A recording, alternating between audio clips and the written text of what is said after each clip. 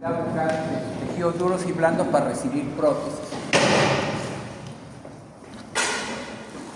Entonces, la cirugía preprotésica, que es así como se llama, analiza y reconoce técnicas para mejorar los tejidos blandos que van a recibir prótesis dentales.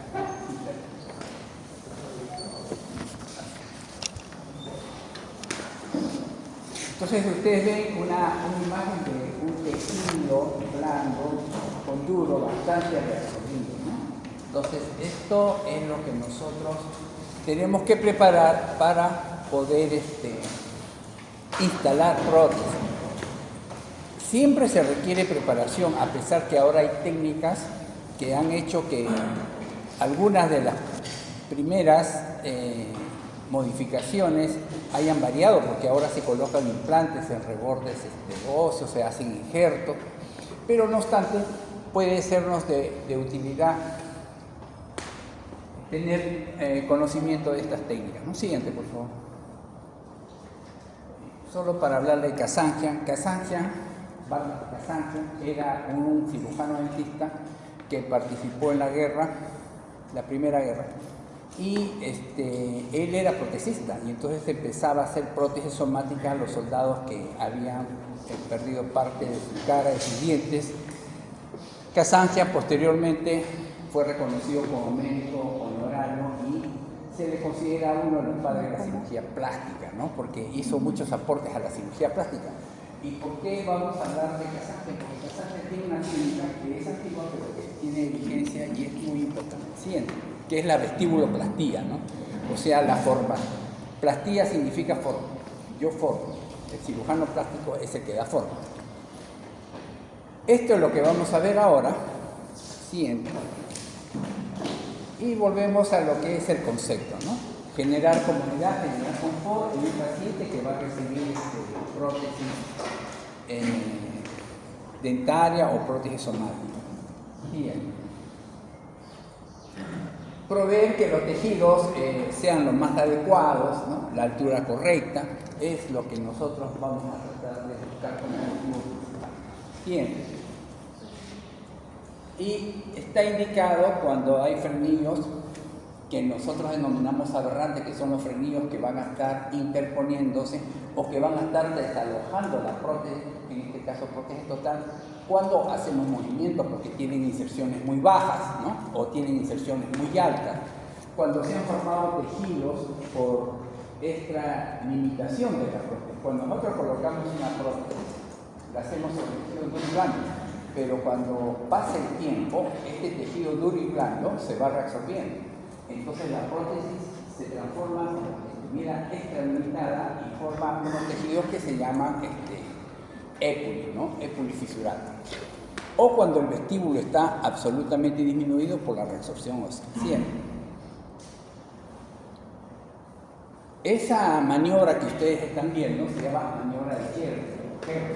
Consiste en levantar el labio y cuando nosotros vemos que hay isquemia entre el diastema, ese es un frenillo que tiene una inserción que debe ser retirada porque está provocando ese diastema. Entonces, la función del frenillo pues, es insertar los labios y las mejillas a la mucosa alveolar y al periósteo subyacente. Quiere decir que cuando nosotros cortamos el frenillo o queremos hacer una frenectomía, lo que debemos hacer es desinsertar hasta el periósteo, porque el frenillo se inserta en el periósteo. Siguiente. Entonces, las anomalías que puede presentar el frenillo es de tamaño, de grosor, del lugar de inserción, un frenillo labial superior que está muy cerca al margen gingival, un frenillo labial inferior de la misma manera. Al tener estos frenillos que están cerca al margen, la encía se va retrayendo, como vamos a ver más adelante. Siguiente, por favor. Por ejemplo, ahí, aparte de ver el piercing que tiene, nosotros que vemos una sonrisa con un labio corto. Entonces, eso es lo que quisiera que tuvieran en cuenta. Si esa persona se sonríe, como se está sonriendo, fíjate lo que expone, ya pone parte de la encía. Si tiene un frenillo y hacen un corte inadecuado a ese frenillo, esa persona se va a reír y el labio se va a subir más. Por lo tanto, su sonrisa va a ser más desagradable. Y no pueden denunciar por eso. Entonces siempre hay que hacer registro de fotos y pedir al paciente que se sonría, le toman la foto y ustedes van planificando qué tipo de corte del frenillo lo van a hacer. No debiéramos decir frenectomía, porque frenectomía significa cortar al frénico, y el nervio frénico es el que inerva al diafragma. Debiéramos decir frenisectomía, pero por costumbre y por uso nosotros decimos frenectomía, ¿no? Pero debemos entender que frenectomía es cortar al frénico, y el nervio frénico es el que inerva al diafragma. Debemos decir frenisectomía, pero se acepta el uso de frenectomía. Entonces, considerar siempre el labio corto, porque si cortamos el frenillo o lo desinsertamos, el labio se va a subir más y la sonrisa va a ser desagradable. Siempre. Acá tenemos algunos de los signos clínicos, ¿no?, que son los diastemas que originan los frenillos hipertróficos, tanto a nivel superior como a nivel inferior. Entonces, nunca olvidar que existen muchas técnicas, que nosotros debemos utilizar la técnica más adecuada para cada caso y también hacer los registros fotográficos, que es importante. Bien. Miren, por ejemplo, este caso donde ven un frenillo bastante insertado, que ha separado, fibroso también, ¿no?, que ha producido este diastema. Bien. Entonces, los frenillos también pueden tener algún tipo de acción en el movimiento, ¿no? Uno de ellos es, limitan el movimiento. Si está en el labio, limitan el movimiento del labio. Y si están en la lengua, limitan el movimiento de la lengua, ¿no? Y también pudiera haber algún tipo de dificultad para la autocrisis, o sea, para el lavado y la higiene, ¿no? Bien. Ya les había dicho que hay que tener en consideración siempre el labio corto, ¿no?, alguna alteración que puede haber en relación a la prótesis, y lo que más preocupa a todos, inclusive desde pequeños, es la anquiloglosia, ¿no? Un frenillo que sujete la lengua y que no permita la erección. Ustedes saben que el ser humano en realidad empieza a hablar a los 2 años. Y una vez que empieza a hablar, empieza a desarrollarse más sus aspectos cognitivos, porque nosotros aprendemos en base a lo que escuchamos. Si nosotros hablamos mal, aprendemos mal. Entonces, los que tienen frenillo corto y no hacen una buena dicción, siempre van a estar retrasados en su aprendizaje. Fíjense. Entonces, ahí tenemos un frenillo anquilosado, ¿no? Es un frenillo que no deja, y desde muy pequeño se puede diagnosticar esto, pero a veces hay algunos frenillos que persisten en la edad madura, porque aparentemente no han interferido tanto en el lenguaje, ¿no? Siempre. Pero cuando se va a colocar prótesis, sí es necesario retirar. Bueno, una de las técnicas que más se utiliza es la técnica romboidal. Se le dice romboidal porque queda una forma de rombo, y lo único que se hace es separar y hacer un corte transversal al frenillo. Al hacer el corte transversal al frenillo después de la anestesia siguiente, entonces nos queda una forma de rombo, ¿no? Y el primer punto de sutura que se coloca es a nivel de los ángulos medios. Entonces, en base a eso se coloca la sutura y ya. Y ahí va uno para arriba, otro para abajo.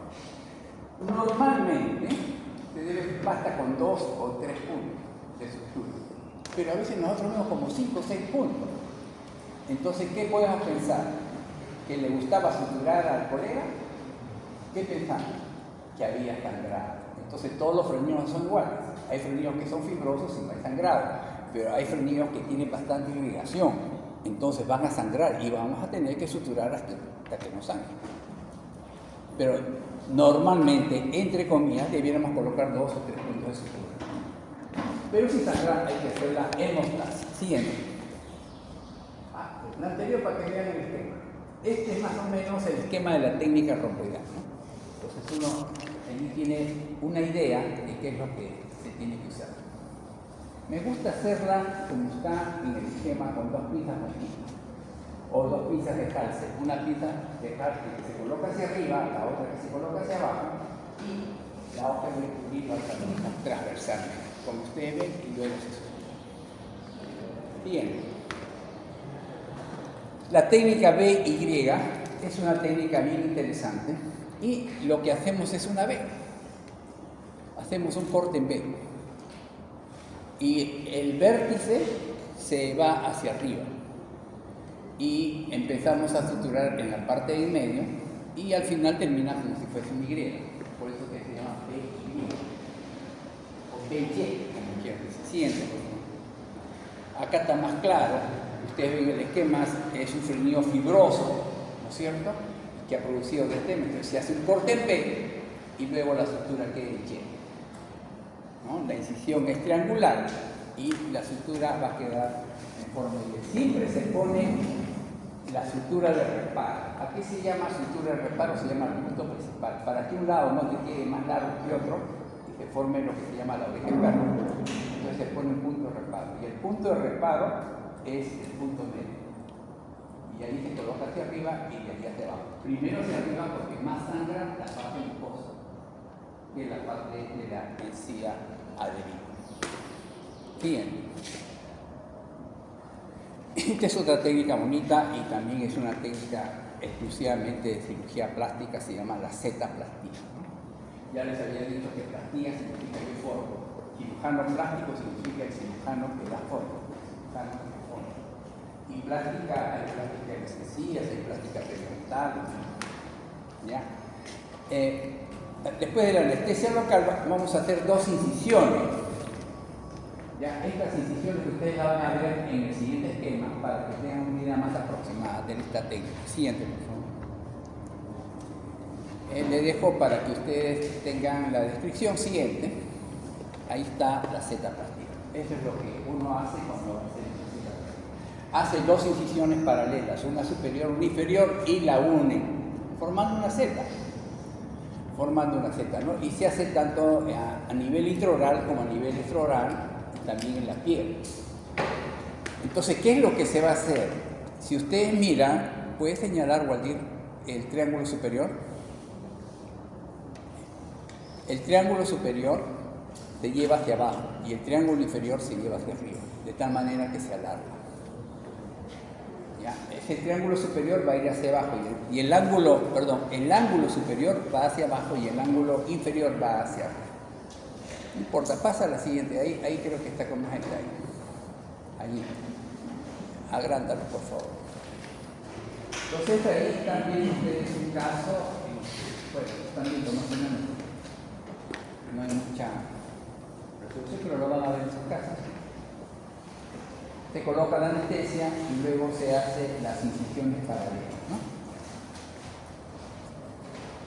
Siguiente, por favor.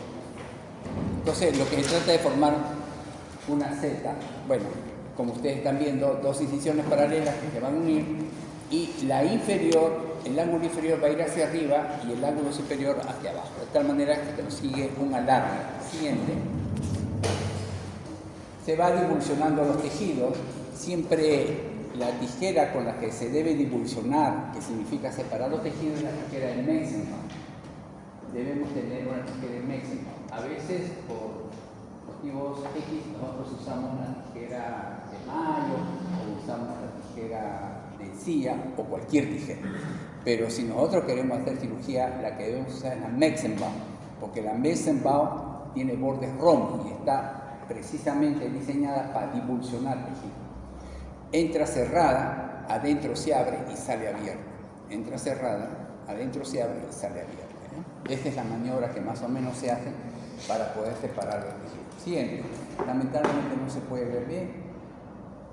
Y se lleva la sutura como les había mencionado anteriormente, ¿no? Ustedes ven que el labio puede alargarse un poquito más cuando se hace esa etapa. Siguiente. Acá vemos una Z-plastía en la lengua, ¿no? Igual se hacen dos incisiones paralelas que son unidas en la parte media y el inferior se lleva arriba y el superior se lleva abajo y se empieza a suturar de esta manera como ustedes ven. Y se alarga, por ejemplo, en el caso en que sea un frenillo fibroso y la lengua esté bastante atrapada, la setaplastía es la indicada, porque si usted hace una romboidal, corta el frenillo, pero casi no eleva la lengua. Si usted quiere elevar la lengua, tiene que usar una seta. Y este es otro procedimiento muy interesante que se llama la vestibuloplastía, ¿no? Que es para aumentar la altura del rebote alveolar. Siguiente, por favor. Ahí tienen unos esquemas. Esta es una cirugía, verdaderamente son cirugías plásticas que, como les mencionaba al comienzo, en la actualidad están usando otras técnicas, como los implantes, cierto, pero este es un recurso que se pudiera tener para poder resolver. Si ustedes se percatan, en la secuencia superior del lado izquierdo, ustedes ven que se hace un corte horizontal de la mucosa, y esa mucosa que se ha cortado se lleva hacia abajo. A la vez se lleva con una sutura circunmandibular. O sea, se pasa el hilo de sutura debajo del reborde mandibular y se va a anudar en la parte vestibular, de tal manera que quede el hueso denudado, ¿no? Pero no es el hueso que queda denudado, porque queda denudado la submucosa. La submucosa. Antes dejábamos el hueso denudado, pero ahora solamente se deja la submucosa. Porque el hueso no debe estar denudado, porque si el hueso está denudado, en algunos pacientes ese hueso pudiera comprometerse. Recuerdo que hace como 20 años hacíamos con el doctor Sáenz mucho este tipo de cirugía, y en algunos casos no se epitelizaron. Entonces teníamos que volver y a suturarlo todo de nuevo y dejarlo tal como estaba, porque se supone que si se deja el hueso así denudado, debe volverse a epitelizar en 3-4 semanas, pero todo depende siempre de la capacidad de cada individuo, ¿no? Y del estado de salud. Bien, esta es la técnica de Kasajian, es una técnica muy bonita. Ustedes ven que se hace un corte a nivel del labio, y la mucosa que cubre el labio se lleva y se sutura al fondo del surco. Y lo que queda denudado va a epitelizarse, ¿no? Entonces, la submucosa es la que va a volverse a epitelizar nuevamente. Y se aumenta el error. ¿Entienden? Ya saben que los objetivos es extender y dar mayor capacidad de soporte a la prótesis, ¿no? Para que pueda sostenerse y permanecer confortable en el paciente.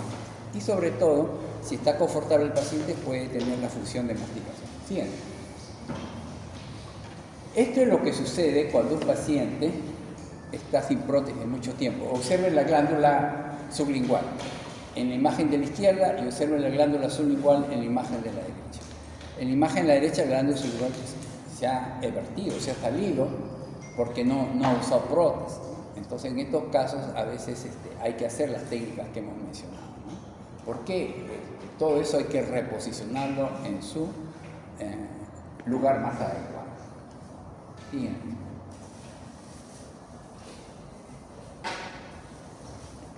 Siguiente. Vamos a ver esta técnica que también es interesante, se usa más para el maxilar superior, que se llama la vestibuloplastía submucosa de Obergerse, ¿no? Hugo Obergerse es uno de los padres de la cirugía ortognática, ¿no? Era un médico alemán que en la Segunda Guerra, ustedes saben que la cirugía maxilofacial se desarrolla en las guerras, pero principalmente en la etapa moderna.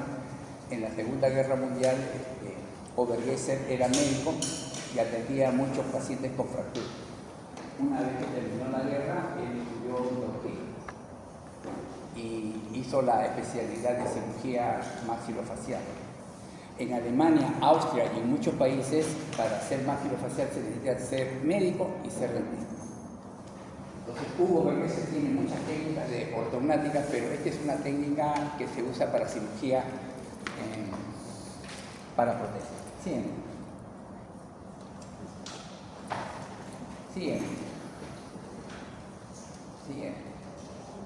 Vamos Vamos a ver la técnica para que ustedes lo entiendan, ¿no? Se hace una incisión a nivel del vestíbulo y con una, esa es la tijera de Meixenbach, ¿no? Ven los filos son romos y se va separando los tejidos, ¿no? Para poder liberar a esa submucosa de músculos, porque cuando nosotros hacemos movimientos tanto de masticación como de habla, los músculos y sus inserciones están desalojando la prótesis. Siguiente. Y esta es otra técnica, pero esta la diseñó el doctor Clark, ¿no? Se llama vestibuloplastia con epitelización secundaria. Siguiente. Siguiente. Ahí está. Con este esquema usted lo ve perfectamente. Fíjese que el reborde anterior inferior es muy pequeño. Entonces, ¿qué es lo que se hace? Se hace un corte y todo lo que se ha cortado se lleva hacia abajo. Y el borde cortante inferior es llevado hacia abajo del vestíbulo y ahí se sutura. Pero es un corte de la mucosa. Entonces, el hueso queda cubierto por la submucosa. Entonces, esa submucosa poco a poco va a epitelizar. Entonces, por eso se llama vestibuloplastia o epitelización secundaria. ¿Y qué le da mayor soporte en la región anterior? Siguiente. También se puede hacer con láser, ¿no? Esta es la misma técnica, pero con láser. Han cortado a nivel del reborde y se lleva hacia el vestíbulo. Esto va cicatrizando y se consigue el mismo reborde. Siguiente. Estos son los objetivos generales de hacer cualquier cirugía para prótesis.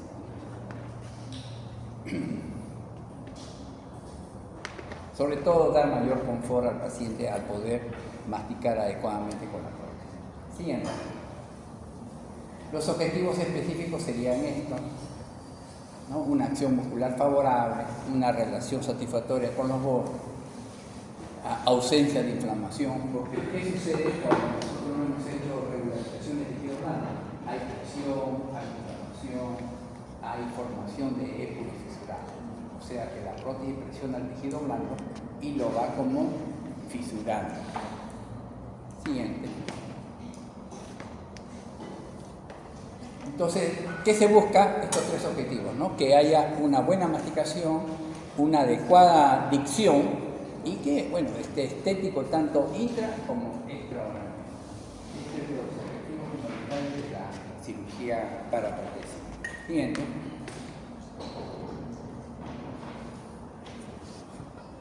Existen algunos factores que van a intervenir en la pérdida ósea, ¿no? Y esto lo vamos a ver con mayor detalle en la siguiente sesión, dentro de lo que se encuentran enfermedades sistémicas y factores locales, ¿no? Unas exodoncias muy tempranas va a hacer que el hueso se reabsorba tempranamente, ¿no? Prótesis mal adaptada, vamos a conseguir atrofias de hueso, cargas mal distribuidas y también enfermedades generales como la osteoporosis, la malnutrición, entre otras. Bien.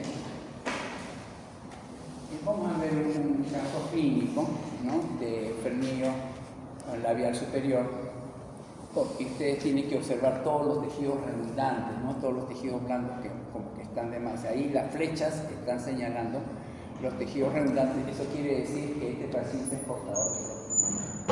Lo mejor es instalar la prótesis en un paciente por primera vez. Instalar prótesis en paciente que ya ha usado es todo un reto, porque el paciente está acostumbrado a su primera prótesis. Y segundo, la segunda prótesis saldrá más delgada o más gruesa. Va a salir ligeramente más gruesa porque va a tener que compensar la pérdida de la dimensión vertical que se ha producido producto de la resorción ósea. Y el paciente siempre va a decir, la primera era más ligerita, esto de acá. El primer dentista sabía, el segundo no lo sabe. Entonces nosotros tenemos que explicar al paciente, esta prótesis no le va a quedar tan bien como la primera porque usted ha perdido hueso. y se ha perdido mucho hueso y hay que hacer técnicas de cirugía paraprotésica, están estas técnicas. Bien. Siguiente.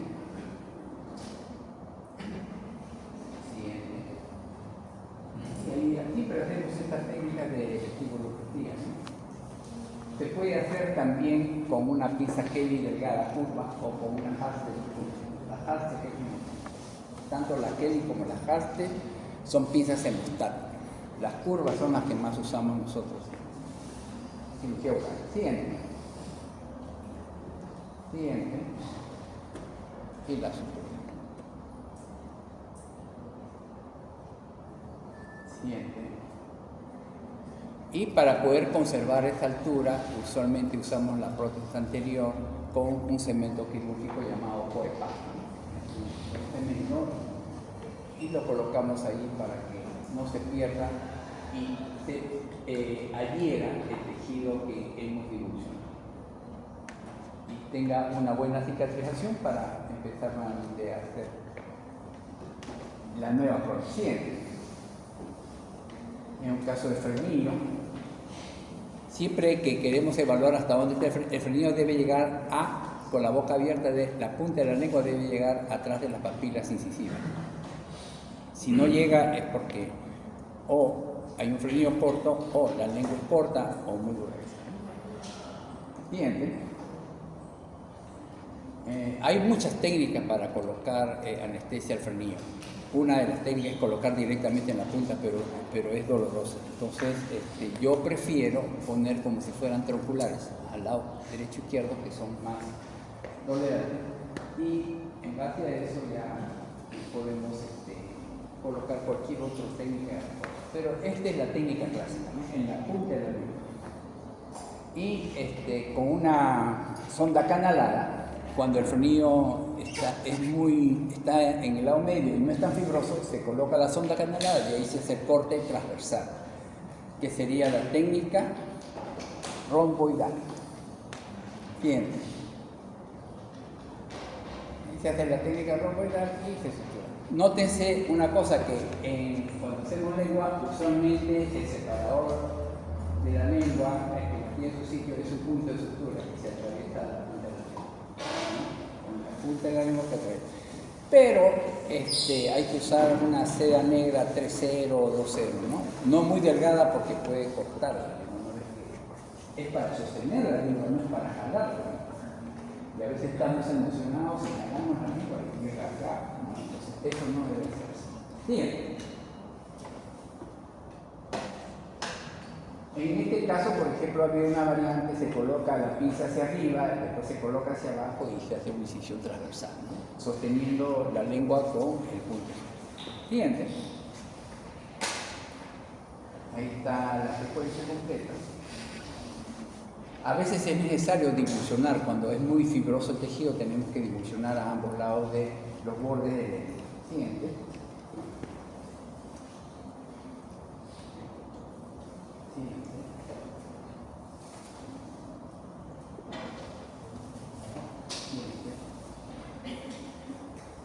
Usualmente, como ustedes están viendo, se colocan pocos puntos de sutura. El de en medio, que sería el reparo. Primero ustedes hacen este corte. Ahora, ¿qué voy a hacer? Coloco mi reparo. Coloco el reparo, uno arriba y uno abajo y se va. No es necesario afrontar todo, no es necesario porque eso va a epidermis. ¿Cuándo es necesario? Cuando hay sangrado. Siguiente. La tuberosidad también es susceptible de tener algunas formaciones que le dan volumen. Este volumen interfiere en la inserción de la prótesis porque le da una zona muy retentiva. Bien. Entonces, para dar un adecuado espacio hay que hacer una reducción de estos tejidos, ¿no? Y tenemos que reducir no solamente a veces los tejidos duros, sino también, no solo los tejidos blandos, sino también los tejidos duros, aunque a veces con los tejidos blandos basta, ¿no? Siguiente. Todo siempre dependiendo del caso. Anteriormente, ya. Esa es una hiperplasia de la tuberosidad que puede ser unilateral o puede ser bilateral y usualmente se hace un corte tipo elíptico, como ustedes están viendo, y cuando el tejido fibroso se retira eso y se sutura. Y si hay tejido óseo que está extralimitado, se regulariza el tejido óseo con una pinza gubia o algo así. Y ahí acá. Bien. En este caso se está retirando también un segmento de tejido óseo. ¿Ya? Bien. Entonces ya queda, como ustedes ven, el arco mejor conformado para recibir la prótesis y esas aumentos de volumen que había mencionado. Siguiente. Igual cuando hay algún tipo de formación fibrosa, algún épolis, este épolis tiene que ser retirado porque ahí no puede insertarse ninguna prótesis. Siguiente.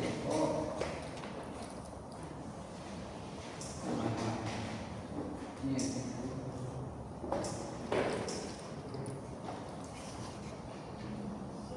Siguiente. A nivel del trígono retromolar también a veces hay formaciones de tejido fibroso que es necesario retirar, ¿no? Y esto hay que tener en cuenta siempre que trabajamos a nivel de tercera molar, hacia el lado interno viene, ¿qué arteria? Como estamos a nivel lingual, ¿qué arteria viene? La arteria lingual. A nivel lingual está la arteria lingual, pero a veces no la tenemos en cuenta y la podemos dañar. La arteria lingual es una sola arteria, o pueden venir dos arterias, o puede venir una arteria lingual accesoria, que también es variante. Entonces siempre hay que tener en cuenta la arteria lingual cuando estamos a nivel de trígono. Siguiente. Entonces ahí ustedes ven, hay una fibrosis a través del trígono, se coloca anestesia, se pasa el hilo de sutura y con el hilo de sutura se va traccionando, ¿no? El hilo de sutura a veces se convierte en el mejor separador dentro de la cavidad. Siguiente. Y también dentro del paladar puede haber algunas hiperplasias fibrosas, ¿no? Entonces estas también tenemos que retirar. Usualmente hiperplasias cuando el paciente tenía prótesis. Y muchas veces, antiguamente se le colocaba a la prótesis una cámara de succión, como para que quede más firme, y esa cámara de succión con el tiempo origina hiperplasia. Y si van a hacer una nueva prótesis, tienen que retirar esa prótesis. Bien. Ahí ven ustedes que hay una hiperplasia en el paladar, y eso es una estomatitis subprótesis, ¿no? Porque ha usado prótesis mucho tiempo y no la ha adecuadamente. Bien. Y este es el épulis fisural. Esta es una prótesis extralimitada. Va a hacer que haya un tejido como si fuese una lengüeta y ese tejido tiene que ser retirado. Bien. Un anterior, ahí está, miren ese épulis grande que casi bordea toda la cara.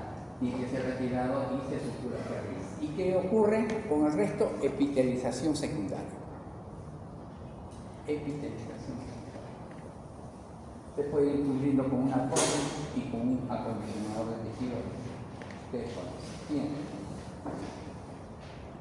Entonces en las atrofias se hace esta maniobra que ya lo hemos revisado y se va retirando todo lo que está impidiendo que haya una buena adherencia de la prótesis total en este caso.